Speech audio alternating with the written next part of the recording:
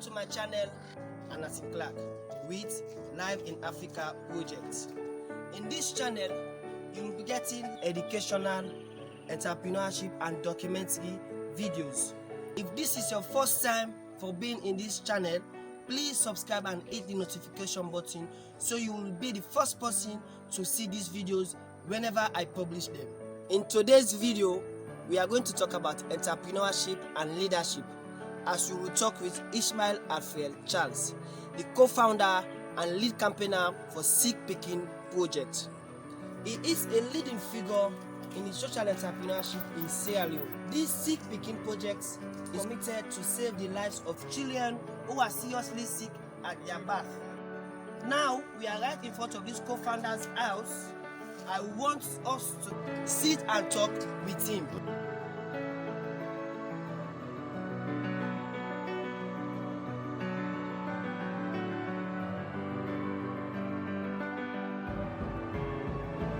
So, thank you very much, sir, for inviting us to this your space. Very welcome. Happy to be able to do this. We are so glad. Thank you very much.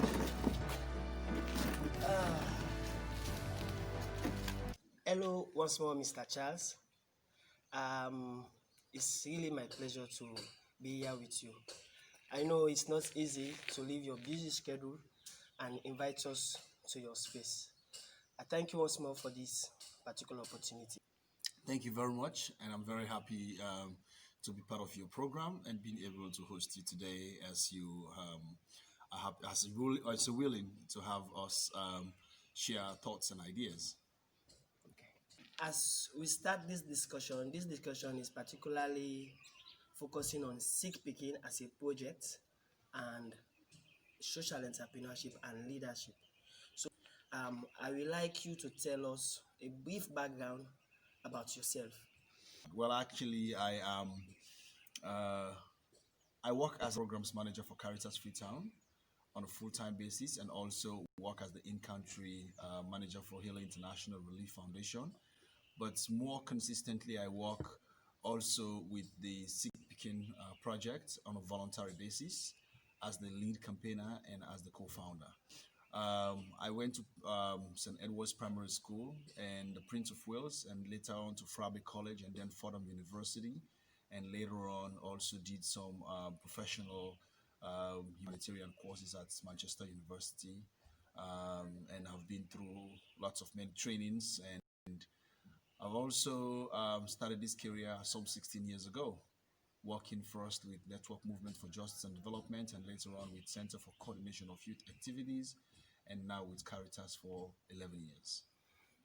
I think that's a very industrious journey to see. How it all started with Sick Pikin Project.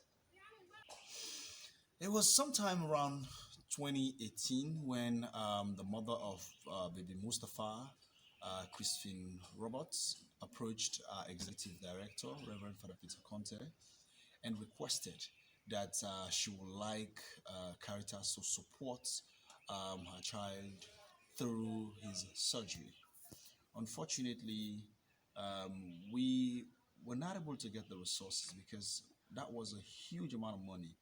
$36,000 was the money in question. And so Father said, let me call Charles so we can all hang heads and see what we can do together, because we don't have the resources, but we can try.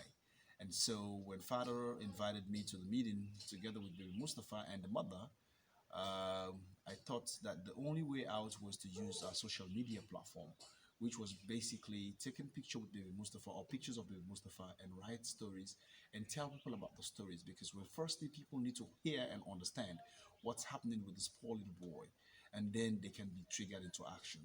And so we needed to do what we could, and so we wanted to reach out to the world, and we did reach out to the world, and a lot of people became interested, and eventually we were able to attract the attention of the First Lady, who helped us to do a campaign.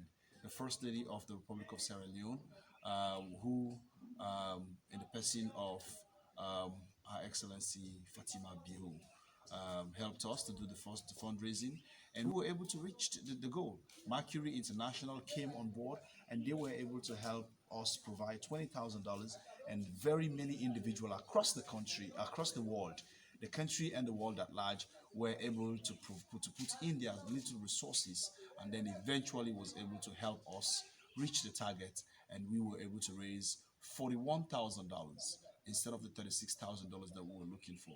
And Baby Mustafa's surgery became successful. And after the surgery, many more Baby Mustafas showed up. Many more children showed up. And we thought, we were so naive and thought that we were only doing this for a one-off and save one child, but then it became sacrosanct that we couldn't only save one child, but we have to do it for many others. And so that's how Sick Pikin Project became obvious. We did it for Carlos, Master Carlos, and then later on for Baby Marian. So it became obvious after those 3 children. We thought it fit that since it's becoming obvious, let's have a comprehensive program, because at those very initial stages, it was the accounts of the mothers that we were using to raise the funds. So we needed to set up an account so that we can have a comprehensive, and then we did a 4th child in between, Baby Mariama. Then we decided to establish the Sick Pikin Project officially, and then created the first account at Zenith Bank, and then be able to start the processes. So we then became an household name and reached out to many more people. And over the period, we've helped about 40 children now. And the journey has been one with a lot of rough road, I should say, but yet very fulfilling, because when those children come back after they are healed, after their surgeries gone successfully, the smiles that they bring are so infectious, and they cause us to smile back and keep us happy. Okay. What is the main drive, goal, or aims behind this project?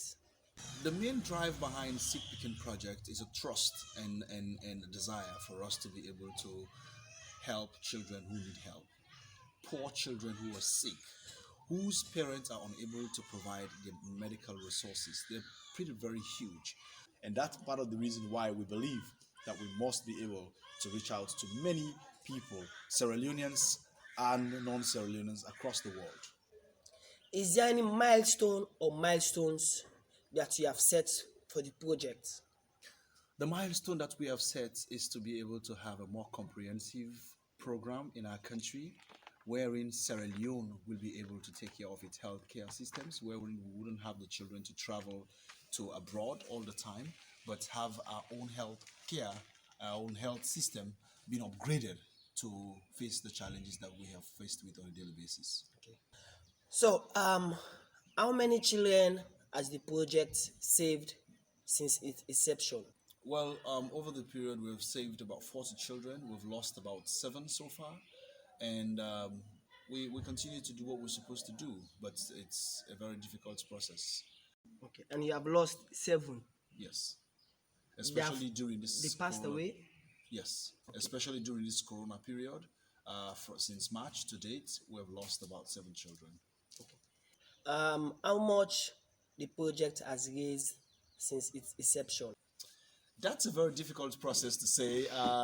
Initially, I was able to comfortably say we have raised over $250,000, but it has actually gone beyond that, because we raise and spend. So because we're not raising the money and keeping it in an account, we will raise, say for instance, for Ishmeal Charles, and then we send Ishmeal Charles for his surgery, and then complete it, and then we raise for the next, and then Baby Mustafa, and then Baby Mariama, and then Carlos, and then you know, there's so many of them that I can't even remember their names unless I have them on a piece of paper now. I used to remember all the names of the kids when they were very small, but now the number is enormously huge. Okay.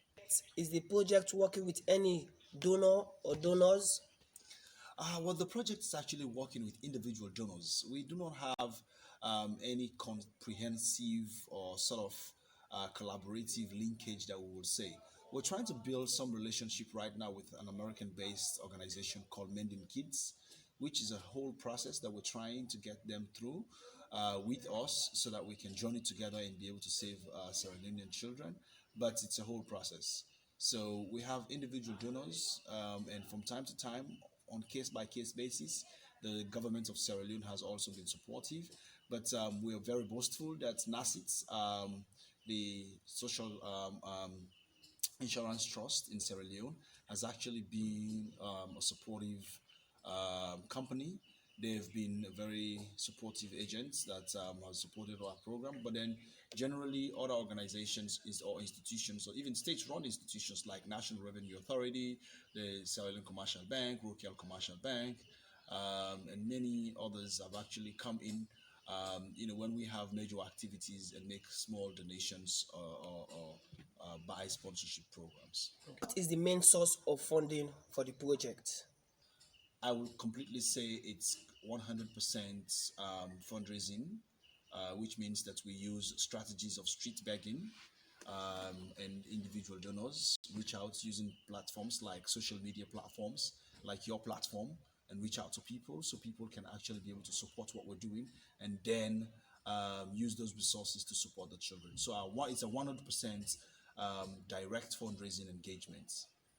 As a leader, how do you balance entrepreneurship, family, and other aspects of your life? I will say it's miraculous because in many circumstances I do not know even myself how I'm able to do it, but passion has actually driven everything that we've got to do. Family demands time, full-time work demands time, but then at the same time the social enterprise that I am involved in with the Sick Pikin Project also demands even much more time. So many times we say the Sick Picking Project is a free voluntary process, but then it requires even more time than the full-time and paid jobs. So many a times you find me very early in the morning or very late in the night working on Sick Picking Project because that's the private times that I have when I should actually be giving that to family and even on weekends. So it's just the reality. Passion must drive what we do, and if we are driven by passion, then we are able to get it through. And additionally, when you have a wife that understands the nature of what you're doing and understands your passion, then she joins you. So having a spouse that believes in your dream and wants to support your dream, is very crucial in a process like this. Okay. So, what is your philosophy or culture in leadership? My philosophy or culture in leadership is very simple. What is it? I believe that every leader must live by an example. And I have what I call the leaders who lead from front, not from the back. So many a times we have leaders who will say, I am the leader, you have to do this work, go do it right now, and I'm waiting here for you to finish it and come back to me with updates.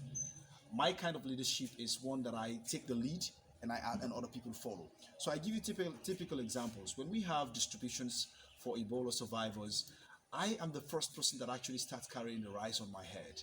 And so the rest of my staff naturally gets into action without even me giving instructions. My actions lead their action. Yes. And so in many circumstances, we have had other leaders who will say, hey guys, go bring the rice from the truck and let's start. And I will do it the other way. I will go grab the rice myself and then everyone follow. And so that is the kind of leadership that I believe in. In many circumstances, people want to be the bossy leaders. And I am a leader who only leads and stimulates people into action. And so that's the kind of leadership that I believe in. And the leadership that requires action-oriented leadership. And that is what my own orientation and philosophy of leadership is. Have you ever got failure? Because if there's success, there must be failure. Have you ever got failure in your leadership or entrepreneurship venture? I have had many failures. I mean, in circumstances wherein on the social enterprise, when you lose a child that you're actually fighting to save, that's a failure. That's a setback. So we have a circumstance where maybe Aisha, for example, we raised money for her. We spent over $20,000, sent her to India. She got healed, got treated. The surgery was successful. Everything was fine. And then she was on the plane back to come to Sierra Leone. She had a little heart attack because of the air the air was not enough in the cabin, and so she actually got a shock. And unfortunately, before the plane landed from Delhi to Addis Ababa, she passed away. But while they were running to the hospital, in an ambulance. So that actually knocked me off very strongly. We spent so much time, so much resources, so much energy, so much humiliation to be able to get that child saved. And unfortunately, losing that child felt like it was a failure and we shouldn't even continue. But we after reviewing and deep reflections, we thought it was more important for us to even continue what we're doing for the other children, other than just that we have lost Aisha and so we should not continue anymore. And that was part of the reality. How do you see entrepreneurship and leadership presently and for the future in Sierra Leone? It's a complex situation because a lot of people, who are into entrepreneurship in Sierra Leone needs to understand the context of being passionate about what you do, but it only must not stop at being passionate. You must also be willing and ready to make a lot of sacrifices, lead from the front, and at the same time be part of the process, be part of the change that you want to see, and getting the kind of people, circle yourself around the kind of people that think and reflect on the same kind of issues that you are passionate about is another challenge. And also the trust level in recent times around issues of entrepreneurship is very limited. Many people do not think they should actually be trustworthy. So I give a typical example. In construction business, a lot of people who actually get into the work, young people mostly who wants to provide services, whether it's masonry or plumbing or whatever it is, they don't want to do it with the utmost professionalism it takes. They will ask for resources and then they buy materials that are substandard. Yeah, and that's where it comes with a lot of challenges. So people lose trust in you, and we've found a very limited number of people that are actually very professional and worried about customer satisfaction. We had a gentleman who actually did window curtains for us. He was just superb. I wonder if he was actually always been in Sierra Leonean context, because his action and his orientation and his attitude towards work and the professionalism and and his worries about quality was so unimaginable. He came, and even when we said, "Oh, this cutting is fine, we like it the way it is," and he says, "No, it's not. One is a little bit longer than the other, and I want to make it very good if it was in my house, so I will do it the way it should, and remove the curtains again and refix them." So it's not normal when we have all the workers who will tell you, "Oh, manage it like that." It can still work. That doesn't make it not to work. It can still work. You can manage it like that. And he was worried about the quality and the standard. And so that's where issues of trust and reliability comes in, and worries about customer satisfaction, which is not common in our context. We must be willing and be ready to always satisfy our customers. In many circumstances, when people donate, even those people who do not want to donate, they will ask hundreds of questions. I wouldn't frown at them that I'm not going to answer because maybe they will not even donate. I am willing and ready at every time to answer to questions when people ask questions, even people who do not contribute, who have not contributed a dime. When they ask questions, I still owe them responsibility to answer to questions because I am dealing with a public engagement process. And so when we all have the same mindset, then we will be able to do what we're supposed to do rightly. Okay. If you have a chance to meet the president and he asks you to give one utmost need for the youth, what will it be? The biggest need for young people in this country is employment. Employment. But that ties with employability. Employability, wherein young people are given the requisite skills to be able to employ themselves. So we have a lot of people who are doing very good work. Some people are doing masonry, some people are doing carpentry, some people are doing very different things. They've got skills in them. What we need is to shape their minds, help them shape their skills, shape their skills that we cut the edges properly. And so when they say, "I am a carpenter," you're just doing woodwork and then it's not fine-tuned. Take them to a school, give them a skill, additional skill that will enable to shape their minds very well and shape their skill so that when they produce wood and produce a table, that table can not only be sold in Sierra Leone but can be sold elsewhere around the world. And then automatically our GDP will increase, more people will have employment, and then automatically at the same time, we will increase youth employment and employability. What is your advice for youths in Sierra Leone and Africa as a whole? Passion, commitment, trust, those are all my watchwords that we must be able to keep in mind. And above all, integrity. Every young person, irrespective of your social economic reality, you must ensure that those core principles form the basis of your lifestyle. Wherever you are, maintain integrity, ensure that trust is built, ensure that you're committed and have passion for whatever you do. Even if you're just volunteering in your community, have passion, maintain integrity. A lot of people are not worried about integrity, especially in Sierra Leone and Africa as a whole. A lot of people are more worried about their self-dignity. And when we are not worried about integrity, we lose self-dignity. And when we do that, we end up losing the mere essence of what we're doing. And so we must be able to ensure that we reflect very deeply on what we want to do and how we want other people to perceive us. Because when trust is built, people can actually trust you and you can be able to do what you're supposed to do, and people can come to you and they can count on you, because you must make yourself valuable, and your value can only be seen when you maintain those 4 principles, and it's very core. And so every young person must ensure that we maintain those. So what is your message to government and donors with regards to Sick Pikin Project? My message to government is, first, the government must think about how we could be able to strengthen our health systems in our country. We should have one standard comprehensive hospital, just one.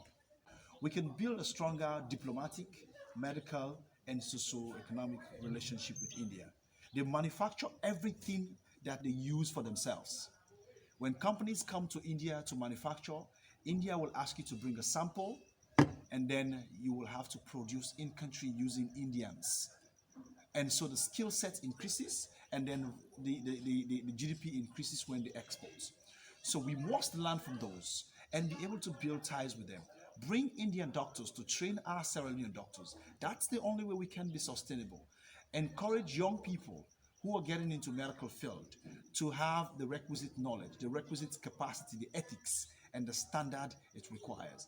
And we must be able to have the basic modern healthcare machineries so that we can be able to have an upgraded healthcare system that wouldn't warrant us to send children all the time to foreign countries. That's the solution. And that's my message and request from the government. To our donors, continue to support the Sick Pikin Project. Until we get to that point, we will, even when we may have had our country's health care system well standard and well structured and modernized to meet the demand on a daily basis, we will still need resources to support the poor children so that we can collectively be able to save the life of all children. Love cultivation is our desire, and we want to make sure that we cultivate love in the hearts of everyone, be you a Sierra Leonean or non-Sierra Leonean, around the world. Let's do it together, because we know we can do it. Nothing is too small. You can always remember to donate. Okay, so lastly, what is the message to parents that have sick children of the nature you target?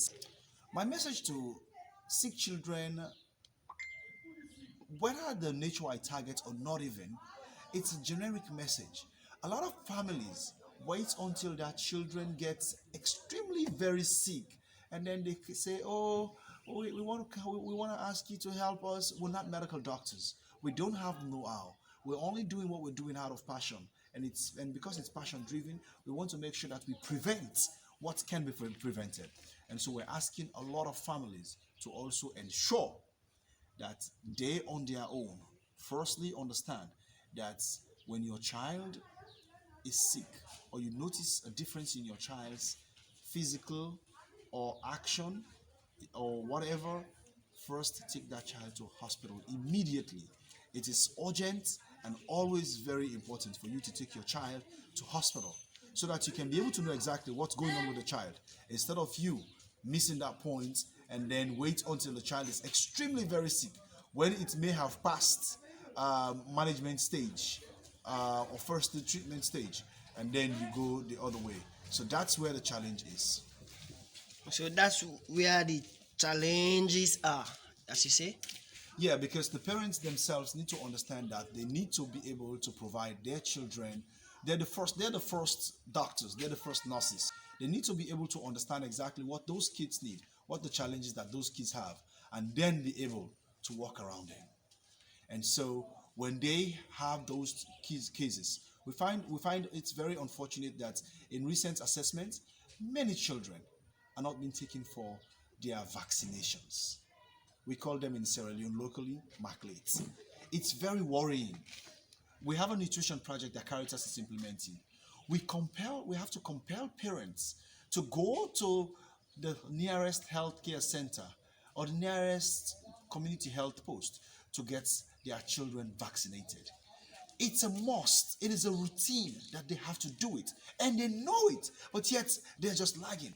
And so when we continue to do it like that, when our children get sick, it's even complicated because they're not able to get the right immunity that they should have to be able to fight sicknesses that we can't prevent. So my message to every parent, make sure say you take your pikin go na hospital for maculates for a routine period. From where he born until he reach the age where it will take the last maculate, and in many cases after 1 year plus or 2 years. Thank you. How can people or donors contact you or the company? It's very easy. We are on www.sickpikin.org, or you can reach out to us on Facebook on the Sick Pikin Project, DTHE Sick Pikin Project, and or you can reach out to us on sickpikin@gmail.com, or you can reach out to us on 076 722 736, and those are the ways you can reach us. Thank you very much. So we are so much happy, sir, to meet with you, sir. Thank you very much. Mr. Ishmeal Alfred Charles. It's a pleasure. Yes, sir. I'm Anderson Clark. You can visit my channel at any time. You can also share this particular video. We'll definitely share it. Absolutely. Some of those who want to see what we're doing can also actually watch it. Yes, thank you very much. You're doing a massive work. Yes,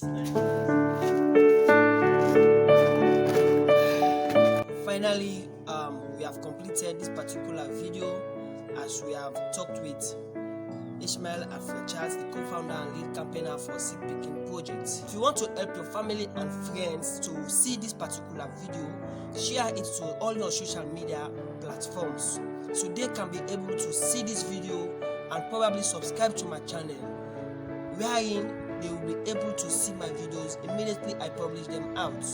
Till we meet again in the next video, stay safe, stay connected.